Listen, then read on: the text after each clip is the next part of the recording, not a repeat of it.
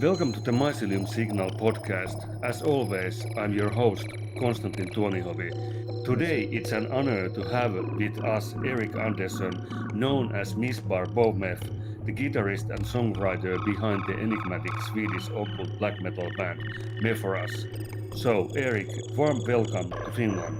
Early March here is quite mellow after some freezing weeks, and apparently spring might be on its way, but then again, this is Finland and we might get a hailstorms in midsummer.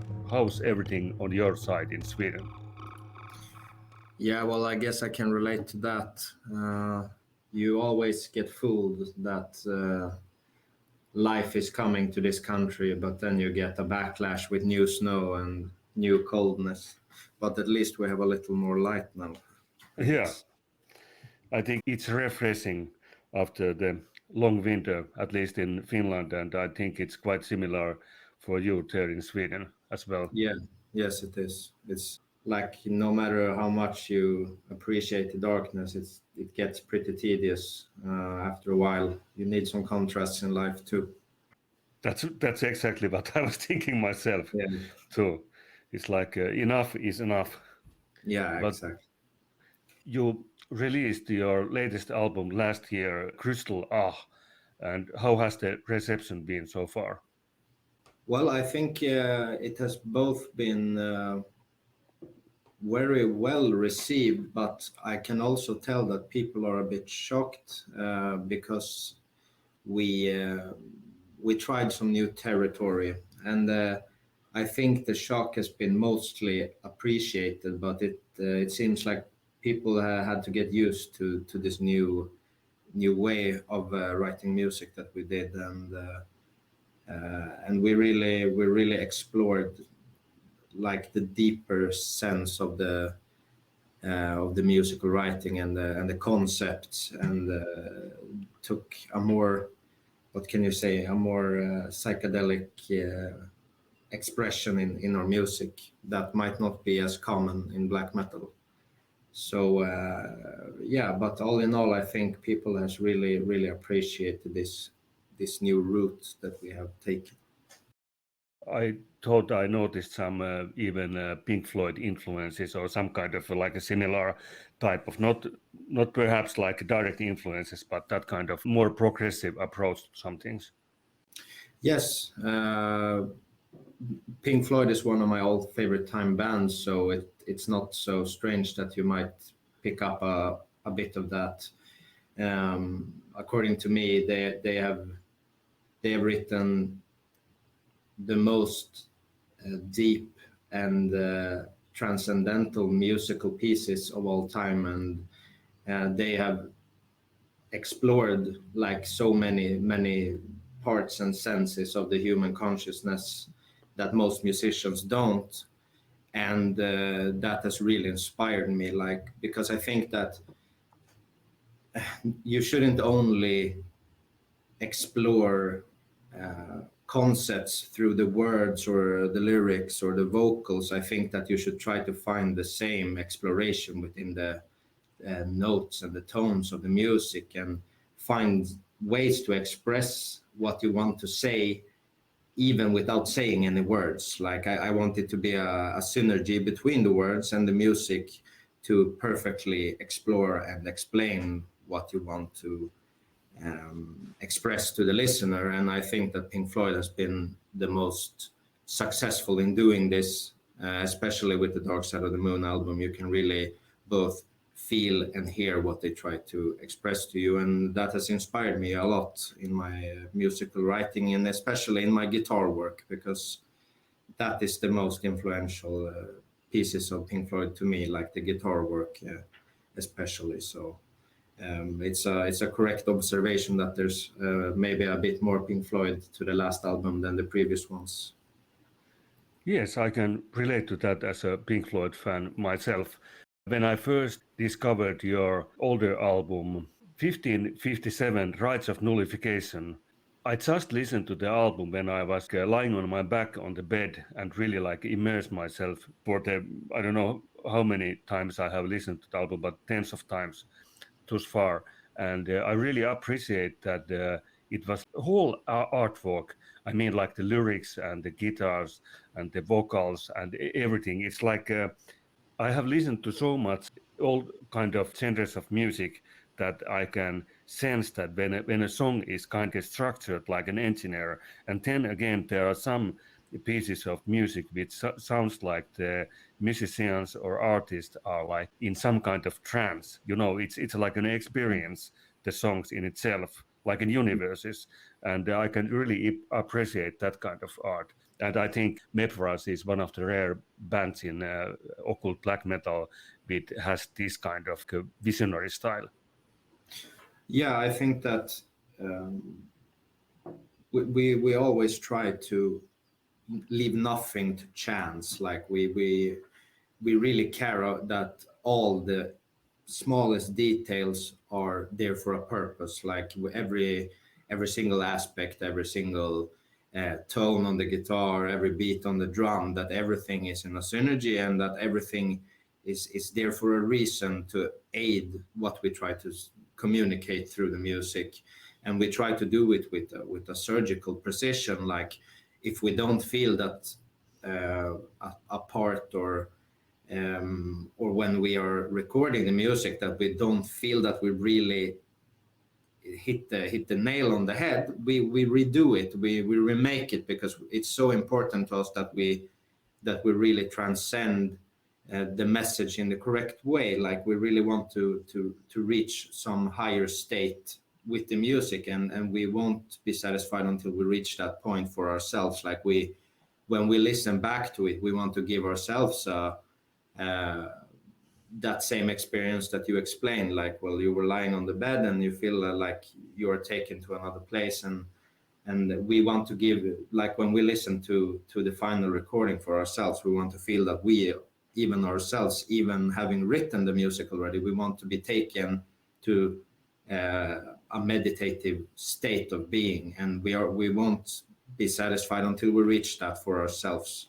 So it doesn't matter how many retakes we have to do, and if we have to rewrite the whole song, like we will never rest until we find that we have reached that surgical precision of doing what we want to do with the music.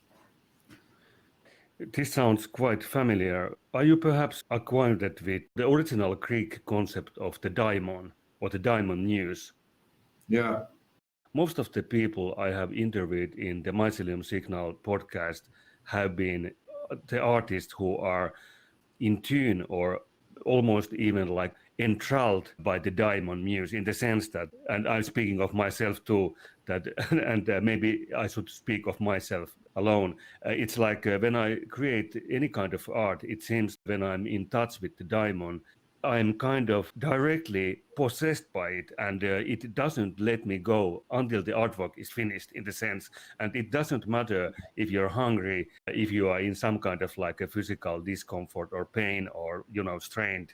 It's really something, and it has come across to me that in your art there is this kind of aspect. Yeah, Yeah. definitely.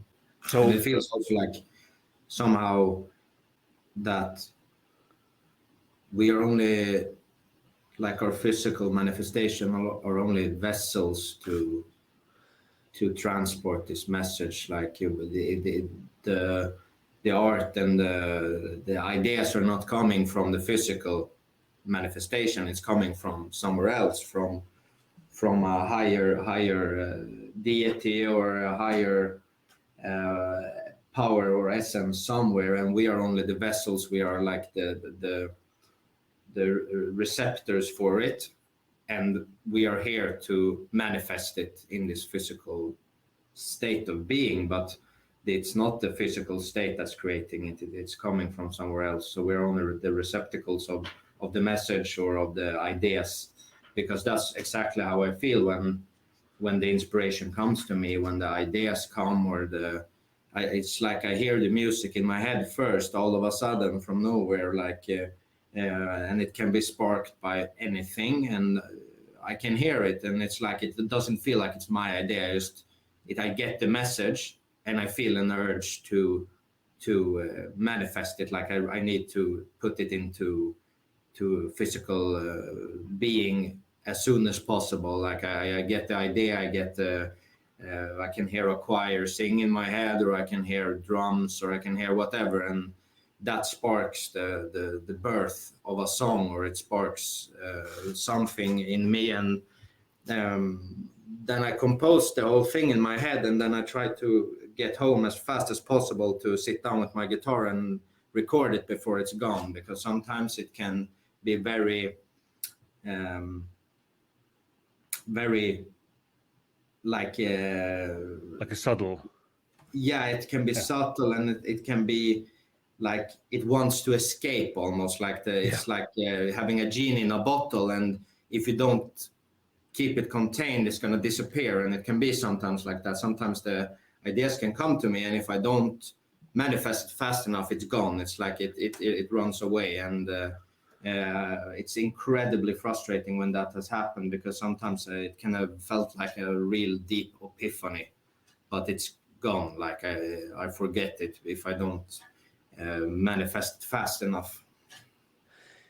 Yes, that sounds very, very familiar in the sense, and like you mentioned the concept being a vessel to something else, and in the inspiration, divine breath, what inspiration used to mean, comes directly from somewhere else. And this is something I have stumbled upon time and time again, and it's uncanny and even eerie that some artists who are of this ilk have similar experiences, you know.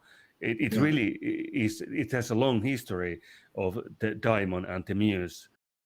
I think it's somehow related to visionary art. And like you said, that you get these epiphanies that you have to act accordingly very fast with the so-called kairos moment, because it's quite delicate.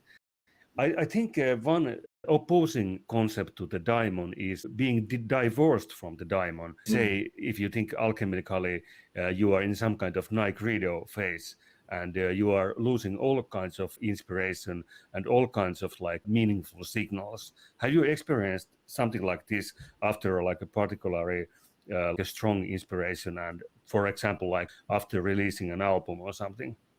Oh yes, Like, definitely, yeah. definitely. Like it can feel like you are completely drained, like a raisin after you have completed an album, or done a very important show or anything, where it's like it almost feels like you've contained and you've let too much power through your vessel. Like it's almost like you burnt yourself to a crisp by letting all this energy pass through you. Like you could barely contain it. You could barely like stand all the force that has gone through you. And after you've done it, it takes a lot of recovering. It takes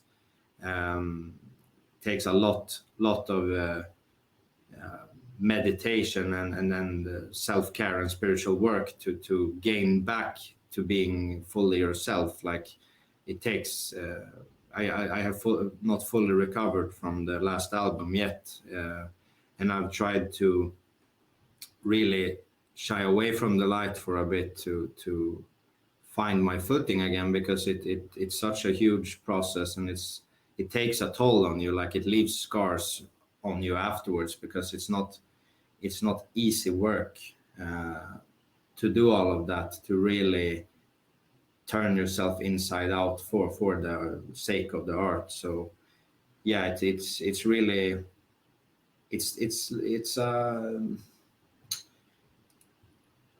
you can like almost see it as a scale, a balance, and the more power you exert, the more you have to pay for it later. So it always evens out. Like if I use all my spiritual energy and all my creative force to the max, I will have to pay for that later. It doesn't come for free. I have to pay for it with my mental health and my physical strength afterwards. Yes, that's another thing I can very well relate to. And like you said, when something is kind of channeled through you, it's like there are no free lunches, and there are actual real dangers. And I'm not trying to be hyperbolic here with occultism and visionary art, and like there should be. I don't kind of understand this idea of some kind of safe occultism in the sense, or any kind of art. You really have to put your soul into the making of the art. Exactly, and like the divine forces are not made for our like terrible physical beings, really. And when you try to grasp for it and reach for it, it's gonna take a toll on you in some ways, because it wasn't made for us, I think. But acting as a vessel for it it gives you such a deep purpose that no matter how dangerous it is, it's always worth it, for me at least. And like I wouldn't care if it took my life either, because for some reason it feels like my whole purpose of existing here is to like let this, whatever it is, speak through me and create something deeper that can touch other people as well, in the same way that I can be like a mouthpiece for this energy to everyone that wants to listen. And no matter the price, I will always do it, because it feels like the purpose of my life. Yeah, it's quite interesting that when I'm speaking of my personal experience too, that when you are like creating this kind of artworks with the idea that there are some other people who are going to enjoy them and get something meaningful out of them, while it's kind of damaging, it's like meaning and the importance is so strong that I couldn't imagine living without this kind of Exactly. art and creating it. It is actually quote by Carl Jung I found, and I'll just or say part of it, which this is quite pertinent. He said that the lives of artists are, as a rule, so highly unsatisfactory, not to say tragic, because of their inferiority on the human and personal side, and not because of a sinister dispensation. There are hardly any exceptions to the rule that a person must pay dearly for the divine gift of the creative fire. It is as though each of us are endowed at birth with a certain capital of energy, the strongest force in our makeup will seize and all but monopolize this energy, leaving so little over that nothing of value can come of it.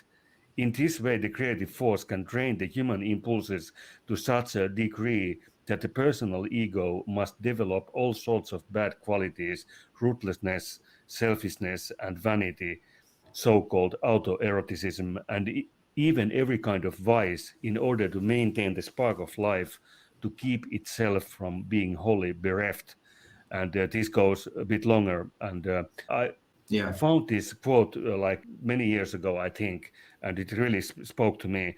And it's Yes. quite interesting that I think I have myself said that if I somehow lose this creative fire and this kind of a mission, I don't know what the hell I should do on this planet anymore Yeah, after that. exactly. What's the purpose of Yeah. being here? And so, and Carl Jung really hit nail on the head with that one, because that's exactly how it feels. That's exactly how it is for me. And I've always thought he's a genius, because he could really put the words, um, the words of how I've always been feeling about many things into perfect description with his writings. So this is a great, I think more musicians, especially in this genre that I am playing, should read Carl Jung's works, because I think that's a lost treasure for many people, many artists. Yes, and he goes so much deeper in the Red Book and various other books as well than the popular Carl Jung. Yeah, For example, there is the popular Carl Jung, which most people might know, and then there is the even more deeper, very, very, like even disturbingly profound, the mystical Carl Jung, and yeah, the rabbit hole goes very deep with him. yeah, yeah. It will probably take a lifetime to really unhatch everything that he has written. And I really hope I will have the time to read all of his works, but it's not easy to have time for everything you want in this lifetime, and that's somehow the biggest sadness of the human existence, at least to me, that there is not enough time to do all the things that I have visions about. I have many ideas, many things that I will never have time to put into manifestation. And it's hard work to prioritize what you should do, and sometimes you choose wrong in what you are chasing and what you are trying to achieve. And it's a conundrum that's very frustrating for me, because like the pool of inspiration feels endless sometimes, and it's very hard to not be frustrated about the fact that we are so limited because of time. Yes, it's like in the Marduk's new album, there was this line, "Life is not a clock, but an hourglass." Exactly. And that's quite a striking way to put it. And if you keep that in mind, you'll probably make better decisions, you know. Yeah, it's very true. And it's a great sadness that's the fact, for like, at least for me as an artist. It's very frustrating, the fact that there will never be enough time to like raise all these temples that I've envisioned in my head. Yeah, I can relate to that too. Can we speak a bit about how did all this begin? Can I ask, how old are you at the moment? I'm 46 myself. I'm turning 30 this year. Okay, so we have like a bit of an age gap. It seems to me, correct me if I'm wrong, that you maybe have had this kind of personality traits of like being a visionary or something like this in even your early childhood. Am I right? Yeah, definitely. I've always felt this sense that there is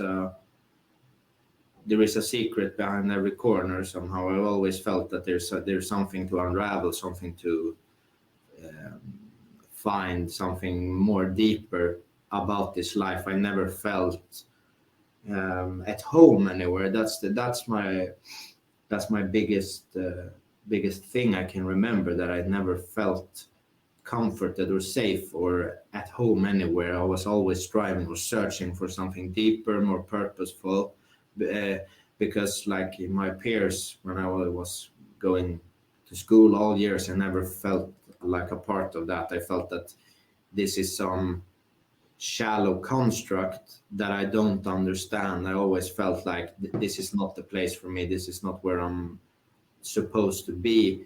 And I always felt it was like a fucking theater backdrop, everything. Like it was all fake somehow. And I always wanted to peer behind the backdrop. I wanted to see there must be something more of value here. There must be something deeper about this life, rather than what these fucking institutions are speaking about and the teachers. And like this cannot be the only thing in life. Like I never trusted anything that I was told when I was growing up, and I always had this like anti-establishment mindset, even when I was very little, and I was a very huge rebel and rascal in school because of this, because I felt like I wanted to question everything I was told. I wanted to like poke holes into the concepts and the ideas that I was thrown at me, and I was always questioning everything and twisting and turning on the terms and the thing that they try to teach me. And I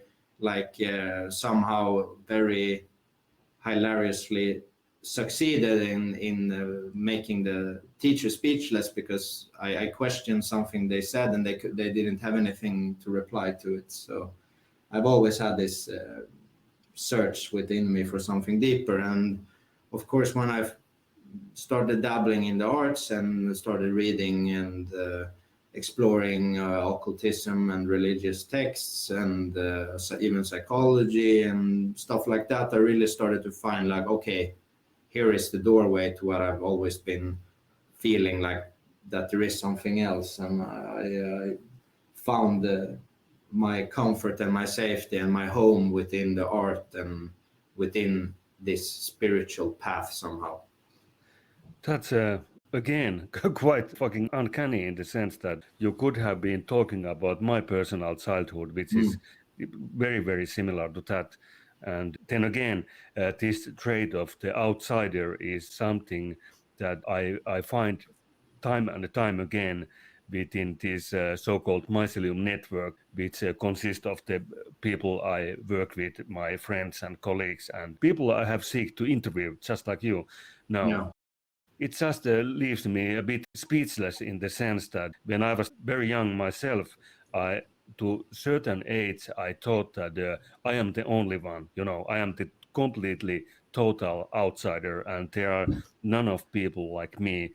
Luckily, I was wrong, and when I was around 15, I started to find people, more specifically in the mid 90s, from the black metal scene, and I was already into the occult before I got into the black metal scene, and I thought that I would find like-minded individuals there, and I was right, because it seems in the Western world for the last few decades, black metal has been like a vessel for more deeper kind of occultism in the best way. And of course, there are lots of mild occultism in the black metal scene too, and it's more like theatretics, and that's how I appreciate Mephorash and some quite rare examples in the occult black metal scene. Yeah, I think it's that's the reason that I went to this music genre somehow, because I think that like it has all the elements that's needed to be a fully committed free spirit somehow, and where it's the norm more to be an outsider and to seek for something else and to rebel against all this stuff that we are being spoon-feeded every day by the so-called masses around us. And it has always been like a shrine where you can find like-minded individual, and where you are allowed to explore the spiritual and dark sides of your soul and your mental state. Like there is nothing that is really taboo in that sense, and it also has always been something dangerous that also scares away the false people. Unfortunately, this has started to change a bit during the last years. It's not so dangerous anymore because it has become normalized with this kind of music more, and it attracts the wrong kind of people somehow. But on the other hand, it doesn't matter so much to me because I'm not so concerned about what other people do. And if I'm talking to someone and I notice that you're not on the same path as me, or you don't have any interesting to say, then I will just move on and I will talk to someone else. So I'm not so concerned about it in that way. But the reason that I started walking towards the black metal scene was for that exact reason, that it felt like there's a clean template for you to be a creative and like a different kind of person and artist than what's usually allowed. That's very true, and it's like black metal is unique genre in the sense that at least in the beginning, and of course it's true even today, that it's something which is uncensored, or it should be, And I also think that black metal is kind of like a Jungian shadow work too. It's a good way to express some darker aspects of life that need to be manifested.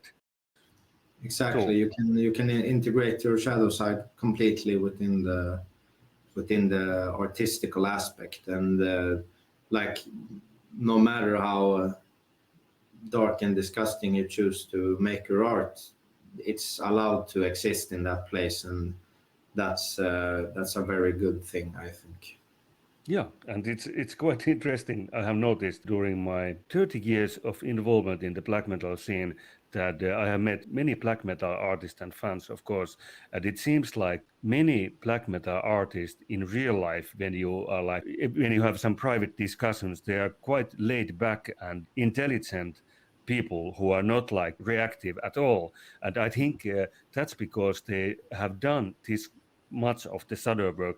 Their the monstrum inside is quite kind of like, it's not in chains, but it's in control. They Yeah, know what they're capable of. And then again, I have met lots of other people from some kind of more like a mundane genres, and it seems like most people in the so-called normal genres or the geeks, for example, they seem to have this kind of like a hidden crutches and like the hidden kind of like a violence in them, in the sense that it's not manifested, and when they are completely drunk, it can manifest. Yeah, and the only thing that's more dangerous than an uncontrolled monster is a person who can control the monster. Like Yes. that's such a powerful thing to know that you are a monster, and you know how to use the monster to your advantage rather than letting it roam free. So that's a very important aspect of spiritual work, like to admit that you are flawed and that you have the darkness inside you, and um, many aspects that are unfavorable. And if you learn to manipulate those sides and integrate them into your everyday life somehow in a constructive manner, then you will be a relentless force also at the same time. Yes, definitely.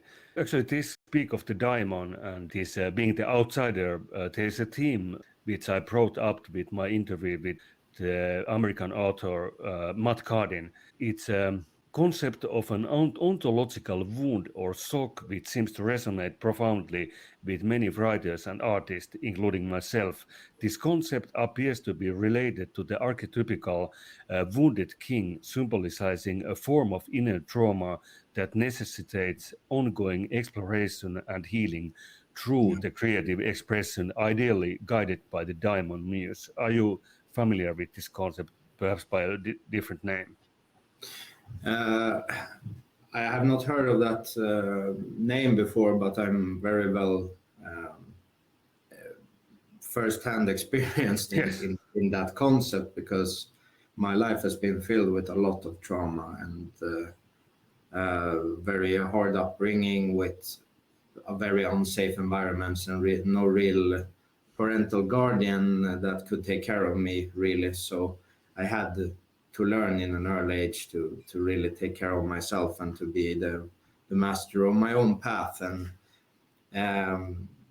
even though it was like filled with terrible depressions and anxiety and all of that stuff, I think in the long run it made me this strong individual that I am the master of myself and my own choices. And I learned that if I want something, I have to get it myself. There's no one that will wait with it served on a silver platter, but rather I have to always fight for the things I want. So that's, I guess, the positive outcome of living through that and choosing to work on healing all those damages that I obtained. Like I've worked very hard on my like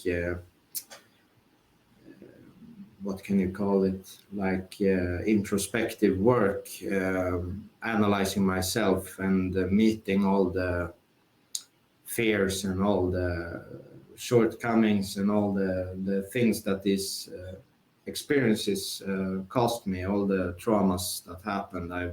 I've chosen to face it and try to heal it on my own and to make it grow into something of use to me instead. That also sounds familiar, and I think if people like us don't alchemically process that kind of wood in an act of like a sublimation, Yeah. it becomes like a cancer or something, and it really like eats you up from the inside. And I think Of course, there's this popular Nietzschean adage that what doesn't kill you makes you only stronger, and of course that's true.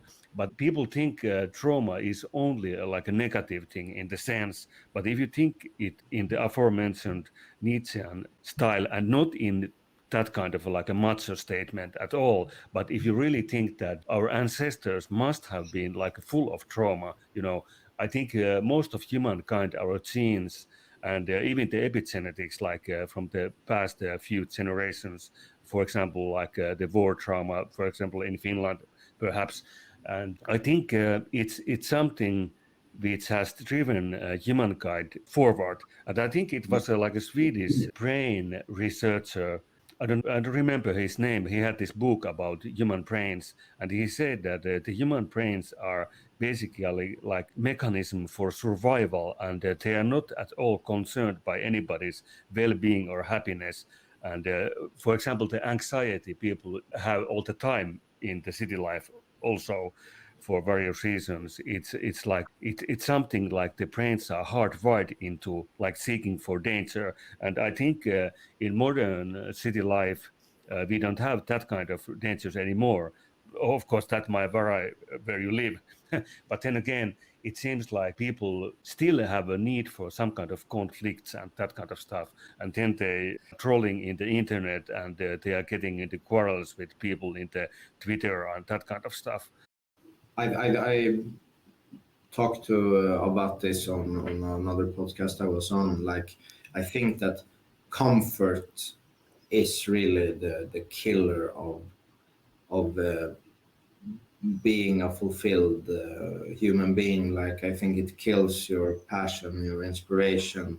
Like, always seeking the comfort and the easy solution and the easy way out in every situation you are. I think that really kills your spirit somehow. I think that friction and pressure is what makes you excel in the long run. Like, you need to challenge yourself, you need to challenge your beliefs, you need to challenge your physical being to grow. Like, if you're only sedentary on the couch, and you in every occasion you encounter, you're always picking the easy choice, or always picking the easy way out, then you will diminish as a human, and you will be filled with anxiety, because you're lowering the threshold for what you can take, for like you're lowering the threshold for the amount of stress that you can endure. So if you're always choosing the comfortable pillow every day, then any minor inconvenience will make you lose your shit. And that's something that I've really come to understand through all the things that I've been through, that this has made me extremely strong to anything that goes against me. Like, I feel like I can handle basically any obstacle that comes in my way, because I know that like I can take more than I could ever believe. Like, you can withstand more than you could ever believe, and you can survive more things than you could ever believe. And this in return also means that anytime you encounter something hard, and anytime that something happens to you, something bad happens in your life, the way out of it is to handle it and move on. Because I also think that's another thing that will slowly kill you, is that if you hold on to bad things that have happened to you, and you somehow feel sorry for yourself, and you feel that everything's so unfair, why did this happen to me, and you're somehow waiting for some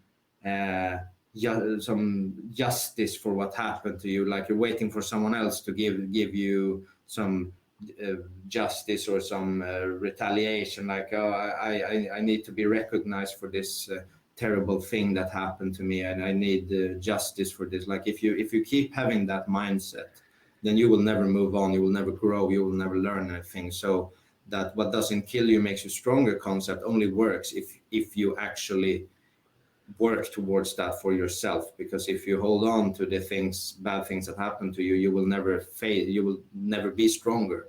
You need to take everything that happened to you and see it as a lesson and learn from it and move on and see that, okay, I fucked up here, that this happened to me.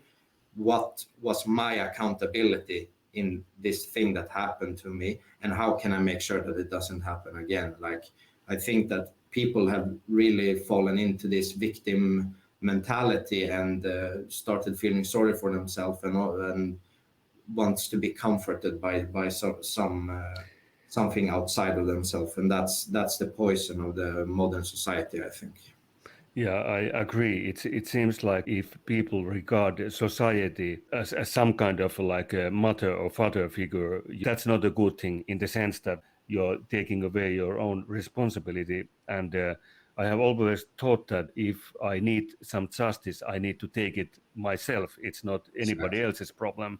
And if I'm insulted or injured, it's basically my problem. And I need to kind of understand better that why I would have been insulted, in the sense that and that all deals with personal responsibility. And I think even extreme traumas, if you can like learn from them and can kind of like build up resilience, it really does make you stronger. But then again, to be fair, I think there might be some so damaging traumas that which could happen to anyone that you wouldn't even survive them like mentally. But then again, that's basically like the same if you would be run over with a car, you would be paralyzed, Exactly, exactly. And those things can happen to anyone. But yeah, like, I really think that if you can fight for yourself, you should do it in every occasion. Like, if there is even a chance to recover from what happened to you, you need to you need to have that self-respect to choose that choice for yourself. You cannot wait around for someone else to fix your problems. You have to try to fix it yourself. And exactly like with the cases, as you said, being run over by a car or whatever, like, there are some people, or many people, I guess, that the doctors say that you will never walk again, and then they do because of their mental strength and the resilience to never give up. Because I think that as soon as you give up, you've lost the battle. And you like you said, like, personal responsibility is everything, according to me, because that's basically what I learned from all my experience and my upbringing, that you're on your own. Like, I had nobody. I only had myself, and I had to fend for myself. And I could either choose to play the victim, or I could just take control over the fucking ship and sail it to wherever I wanted, instead of sitting down and saying that, no, I can't do this. I don't know how to do anything. I chose instead to learn and to figure out and to find my own path, no matter how hard it was. And I think that you can overcome basically any obstacle as long as you never give up.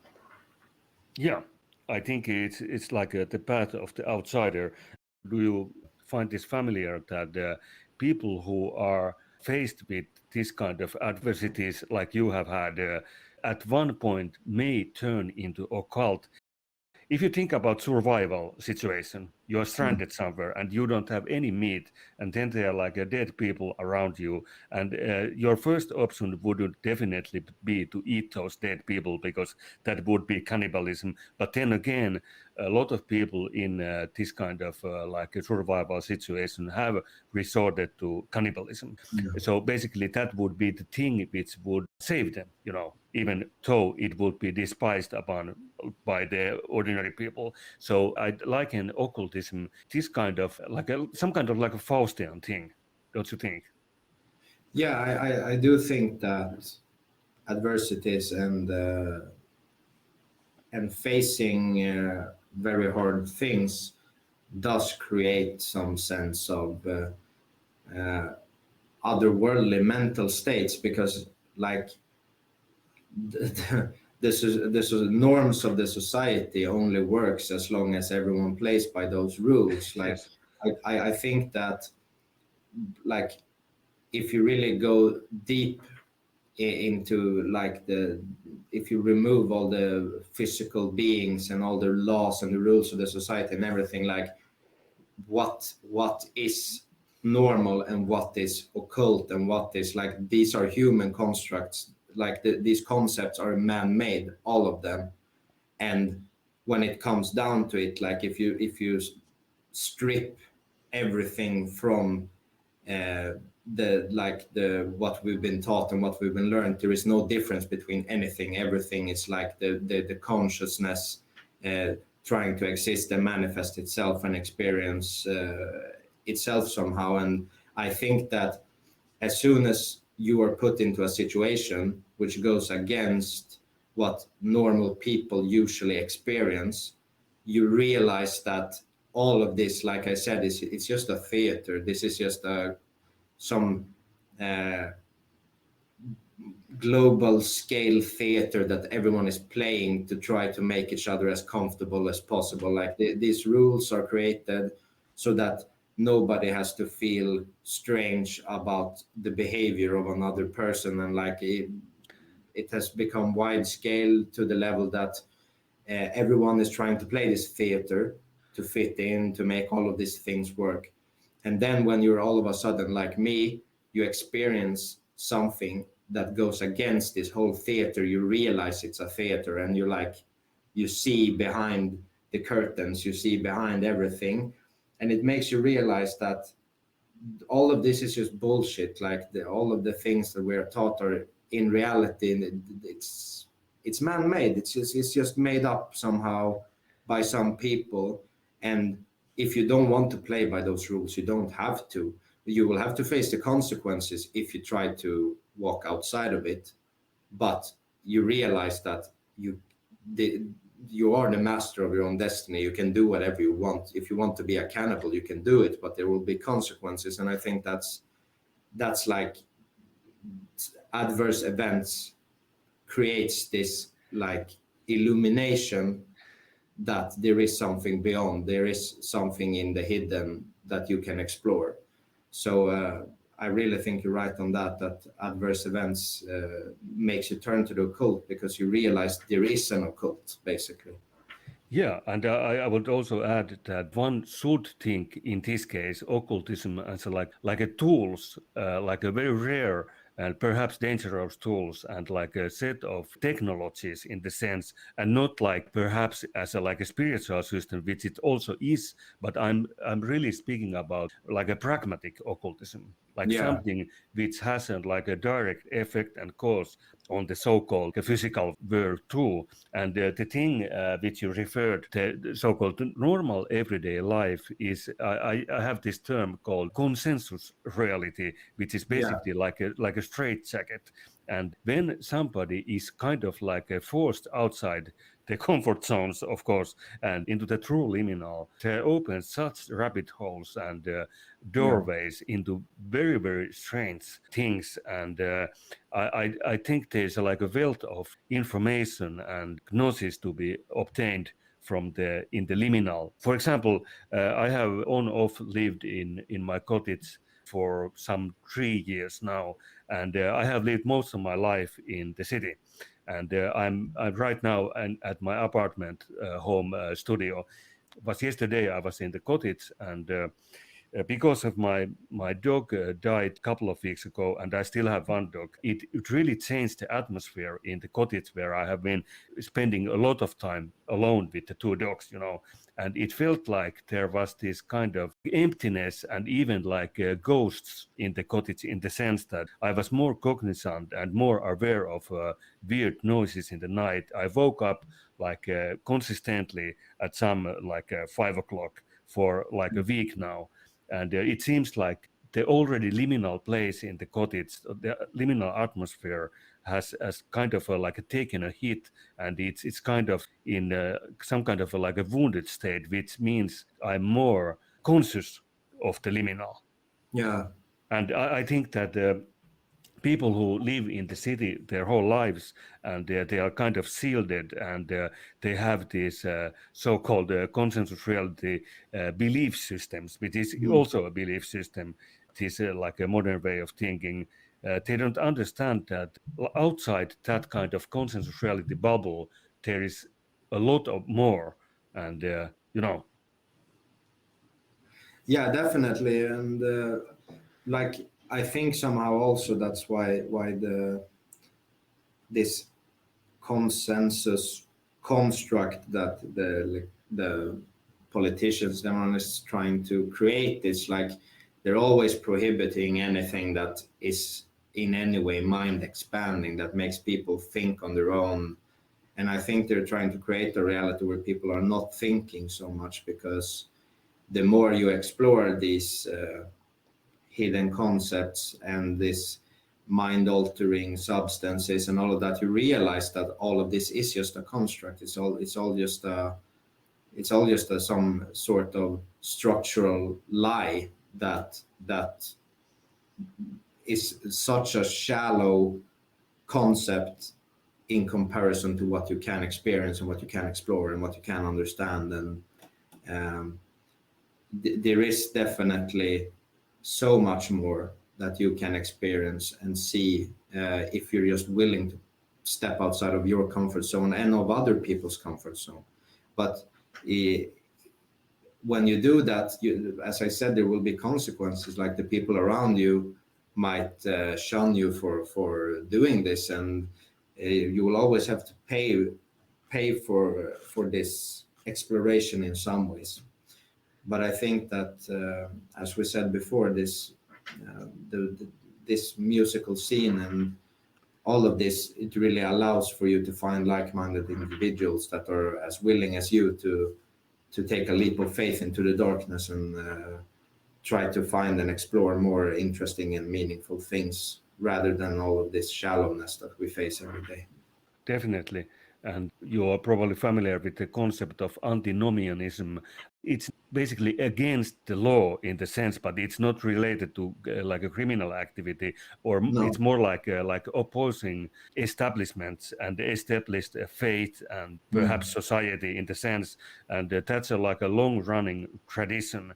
And the antinomian sects and religions and currents in the West and even the East, of course, and the so-called left-hand path. I think this is related, kind of our kind of occultism in its sense is like antinomianism, because it doesn't adhere or respect this kind of strict moral dogmas and consensus reality constructs. Yeah.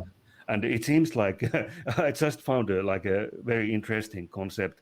It was called consensus reality enforcement or consensus reality enforcers. If you think about the past dictatorships, the so-called consensus reality has been directly enforced with violence, of course.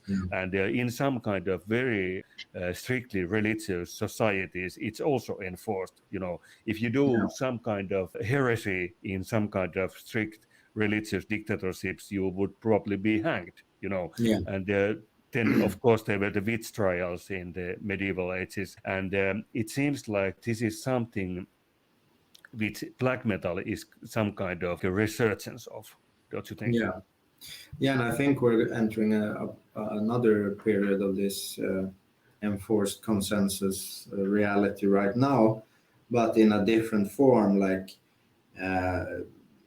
it's starting to they are starting to use the moral aspect a lot more now in a different way. Like they're trying to make you, like in a political way, that you're an unmoral person if you're not thinking about the environment, or if you're against like if you're talking about people, like if you have a political opinion that's not following these new ways, this new leftist agenda, then you are automatically shunned from society. You can't have any original thoughts. You just have to say everything that they want you to say, otherwise you will be cancelled. And this is the new way of enforced consensus, that this is the cancel culture, as they call it. Like I think that's the new big way of keeping people in line,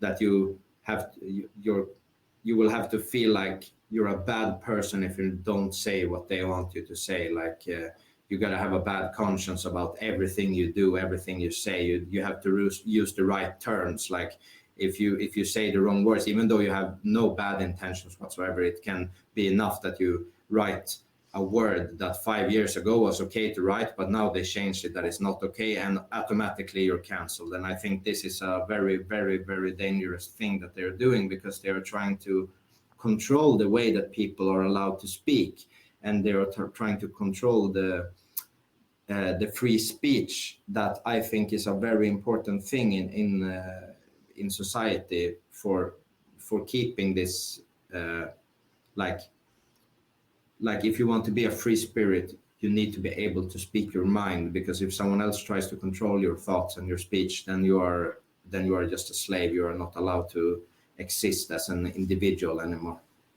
Yeah, I completely agree. And I have seen this firsthand in the black metal scene over the years, and lots of bands have faced this like cancellations. And I would think like philosophically, it's very dangerous to suppress free speech, because it can't be actually suppressed. It will come out in even more like dangerous forms.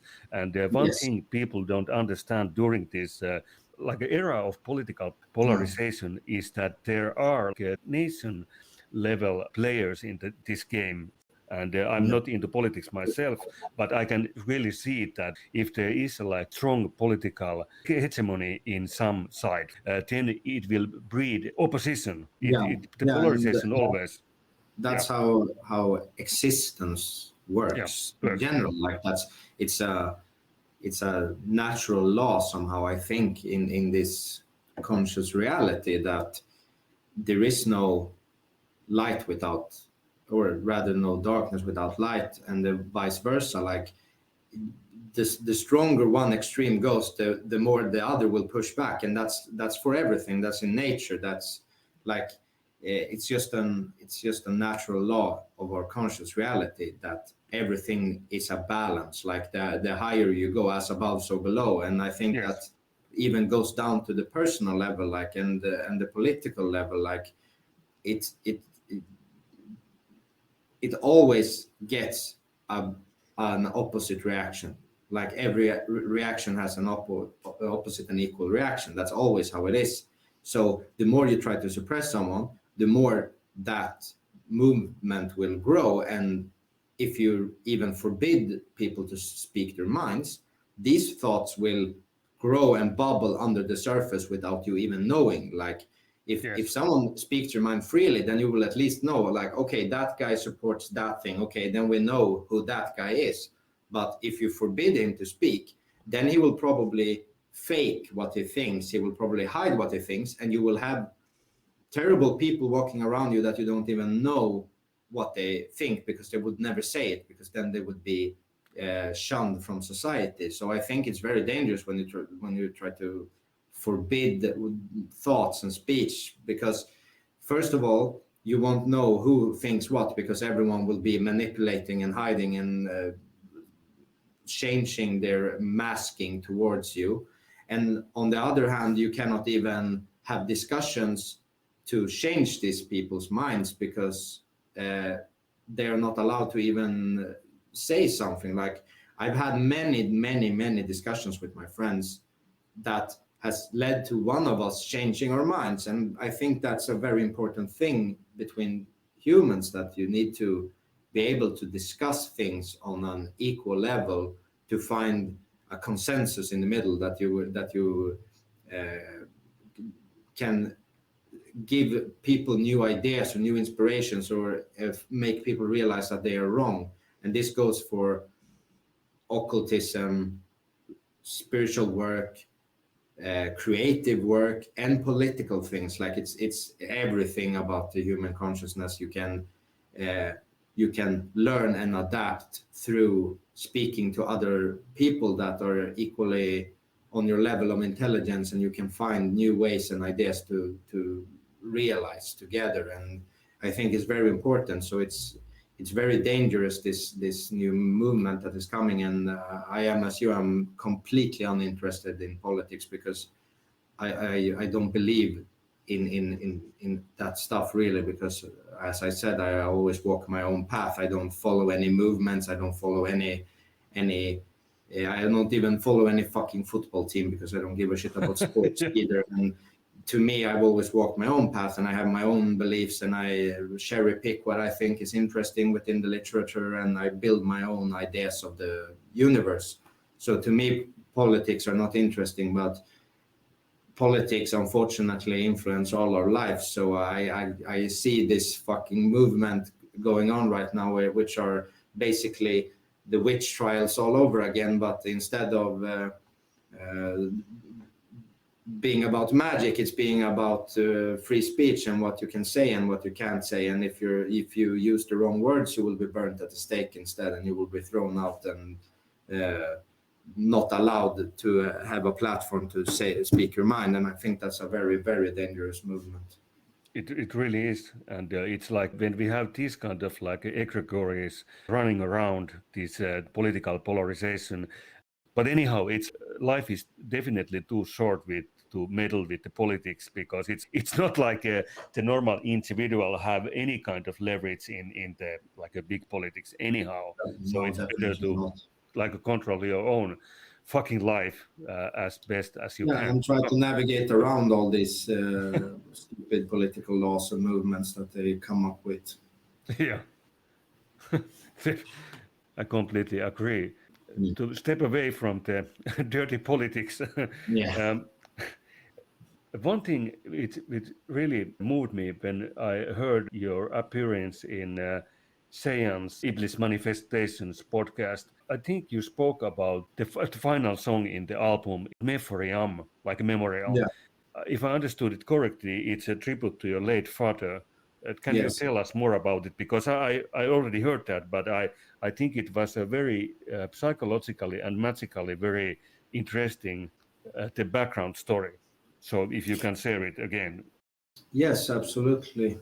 Well, the song is basically an honoration of his memory and his way of making me understand and appreciate the power of art, because that was the biggest thing when I was a child. He always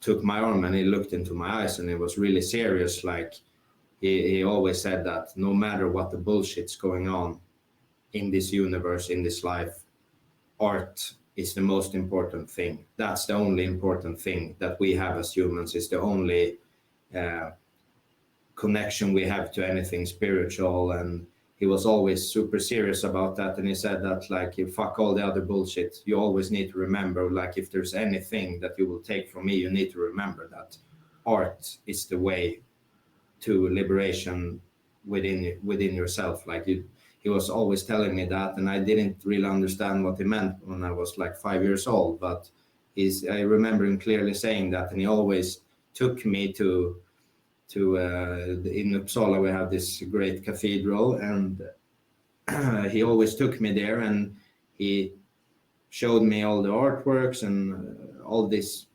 beautifully man-made creations, like without any fucking machines, without anything. They made this insanely huge cathedral with like the tower spanning so high. I can't understand how anyone could actually build this without any modern tools, and all these sculptures and everything in there. And he always took me around and he showed me like the skulls and the art representing life and death. And he really tried to teach me about life and death through art. And it was such a pinnacle of my young life that he really made me understand art and how it can move you and how powerful it can be and how frightening it can be to look at this fucking sculpture representing death. And like as a child, you really get scared about it. And like it really made me understand how fucking powerful art is, that it can change your mood in an instant. Like you don't even have, it doesn't have to have a sound or someone saying anything or something happening. It can just be a fucking still image of something, and it can move you instantly and change your mood and your mindset and everything. And that was such a powerful thing to me. So when he suddenly died when I was about 11 years old in a car accident, that really affected me deeply, and was one of the biggest moments of my life that caused me much grief, and like I basically didn't have any other one than myself after that, really, because it affected my mother very deeply, and she got sidetracked a lot in her life because of that happening, and it was just basically a lot of struggle after that. And so when I made this album, I really wanted to make an homage to him and to the things that he taught me, and I wanted to make a song perfectly representing everything that he taught me, and also the album in its whole. I wanted it to be about this balance between life and death, and I wanted this track that was an homage to him to represent that frightful death, and at the same way, that death being a way, like a gate opening to new life. And I try to represent this within the artwork as well. I told the one, Jose Gabriel Alegre Sabogallo, who made the art for the album, I told him this story, and I wanted him to paint a picture for the last track of the album to be me and my father in this cathedral in Uppsala, and my father handing me a skull as I'm a little boy, and this image of him is handing me a skull, like to show me death, like to make me understand the power of death. And I really try to make it my magnum opus, that song, to honor him, and because he was the reason that I started making art, and that I found through all this trouble, through all this sorrow and everything, that I remembered what he said, and I try to find comfort in the music and the arts instead. Thank you for sharing that. That was very, very moving and strong. It's quite interesting that my kind of last question was about what do you consider your magnum opus, but there you already said it. So it's a synchronicity, I think. Thank you, Erik, for this enlightening conversation and for sharing such an profound insights into the metaphysical underpinnings of your music and art. As we part ways tonight, I leave you with a thought from Khalil Gibran. Out of suffering have emerged the strongest souls. The most massive characters are seared with scars. Good night.